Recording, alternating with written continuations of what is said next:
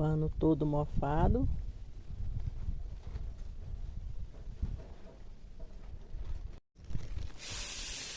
Açúcar coloquei dentro do saquinho. Também coloquei um pouco de boa. E agora eu vou colocar o pano. Vou misturar bem e deixar no sol de molho.